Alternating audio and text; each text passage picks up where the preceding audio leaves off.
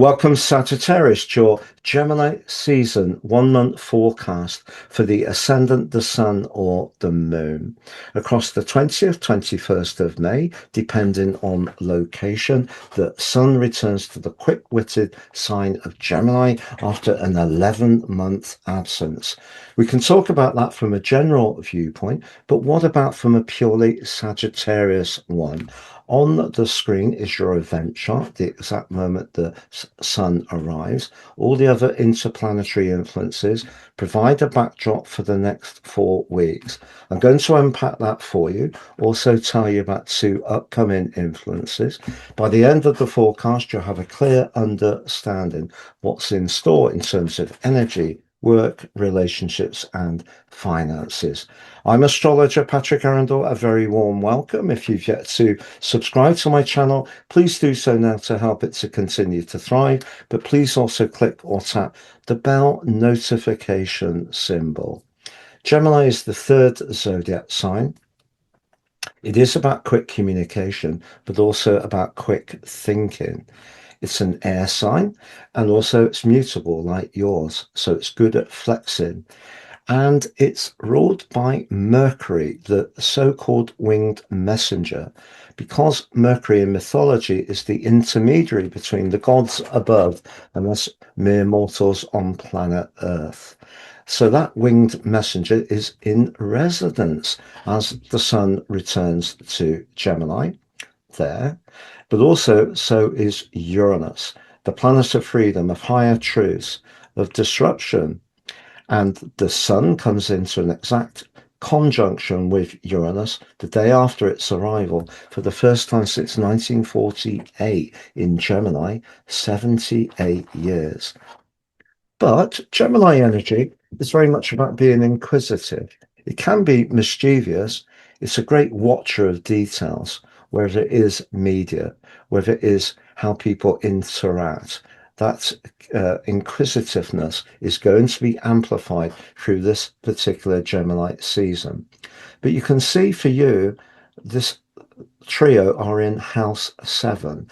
That can be about relationships. It can be about where we set our boundaries. It can be about where we connect, but also it can be where we need to compete.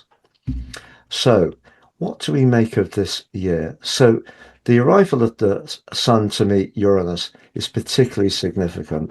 Uranus over the next 7 years is going to bring a lot of fresh energy to your relationships in general. There's going to be surprises along the way. There may be some dazzling connections, and there also may be some sudden separations. Now, I don't say that in a fearful way. The separations will be because you're deciding to assert a very core part of your nature, the need for space. And those separations may not always be permanent. They just may mean for a couple of days, a couple of hours. But you will want to assert that part of your nature, which is more about freedom than perhaps you have in the past. But the communicational energy here can also see you link in with new people and people who will be really good for you, because they can be people who share your love of information and knowledge. But where you can collaborate with people, where there is a spark, where it feels alive, it's charged with energy, it's not stale and stagnant, that's what you're going to enjoy. So it's only the stale and stagnant energy that will make way. Also, Uranus here could make you more outspoken about what you need around your relationships, but actually that can make a good relationship even better if you're able to really be authentic about your true needs. So that's really exciting. But Mercury, the rule of the sign, is also forging two very influential influences. So if you do get talking to someone over the next 4 weeks on a fresh basis, whether it's in business, socially, or even romantically, Mercury's link to Pluto suggests there could be some quite profound conversations. And also, you're going to have a happy knack of really arrowing in on what people are saying and really getting to the nub of what they mean. But Mercury in the seventh house at home in Gemini has a great gift for you, the gift of detachment. So even if you do encounter someone who doesn't necessarily see things the same way as you could have an opportunity over the next month at least to just accept that that is their right. And that's the logic of the sign of Gemini. We also have great links between the Sun and Neptune, which builds up after a few days of the Sun being in Gemini. Fabulous if there is someone who's capturing your imagination, maybe romantically. But if there is a relationship that you're in at the present time that seems confusing, it may have an air of mystery. It may be something that you find very hard not to be drawn towards. Just be aware Venus is square to Neptune. The potential for those that swirling mist of uncertainty could start to really be like a cloak, a misty cloak that drains you. Fortunately, Mars, the planet of desire, is in a brilliant link to Venus. You could connect to someone in the most practical of locations, even your work, but you could get to know them at a tremendous speed. So if you encounter someone and there is just that dazzling charisma between you, don't ignore it. It's real.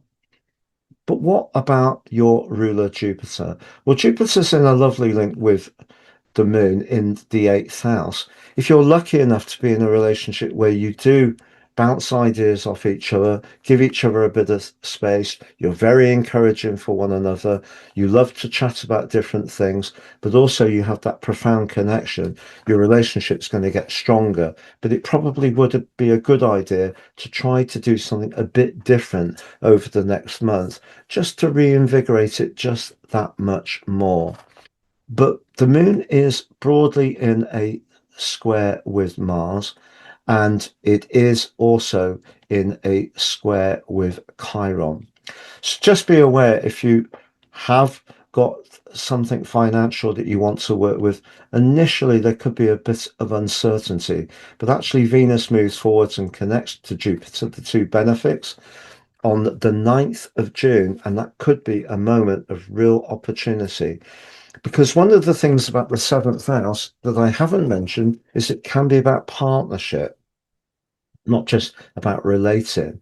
So if a partnership develops where you bring different, fresh ideas, very innovative ideas, and you can buzz off each other, it could get closer and more profitable for you around then. But what the Sun also does is move forwards and comes into, by the 26th, a T-square with the nodal axis. And this could be a bit more complex because if there is someone you're drawn to, but at a more emotional level, it doesn't quite chime, that could be challenging. So this is the kind of scenario where you find someone's aura very hard to ignore. You may find them hugely fun to be with, but you're just not sure if you feel truly at ease from a more emotional viewpoint. And that could show up around that time, and that may be a bit of a challenge. But if you are collaborating with someone at the moment, and the flow of information between you is both enlightened but clear and solid, that's Mercury's link back to Saturn, which is very good indeed. I'm going to summarize those four areas for you, Sagittarius, of energy, work, relationships, and finances next. But I've slashed the price of my personal horoscope reports. It's now three for the price of one, the one you pay for, your life roadmap report. You get an understanding of the patterns that are played out in your life so far, much more intimate understanding of them, but also much more insight how to work with those energies better future forwards. Free, your 12 months transit, but also your draconic soul karmic analysis.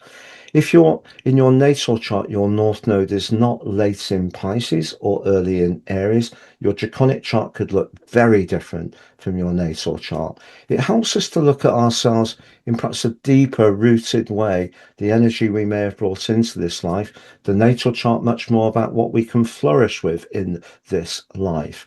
Please see below for more.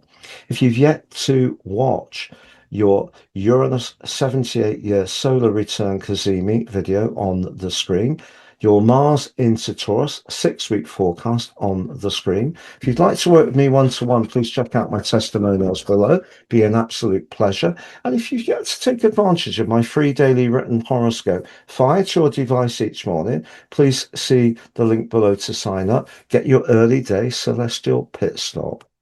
So as far as relationships are concerned, let's start with that, Sagittarius. This could be a very exciting month, but it's also a month where you need to be in touch with what you truly need. So if you can really be at ease with yourself, but also feel very comfortable and alive because of an electric connection, you're really on the right track. Because Mars, the planet of desire, and Venus are in a very strong alliance as this journey begins, that surely will help. But you know, the partnership can be through business or finance just as much as a romantic tie. When it comes to your personal energy, I feel that having Mars in your sixth house can give you more stamina, and that's very important with the days and times we live in. So that's very, very helpful to you.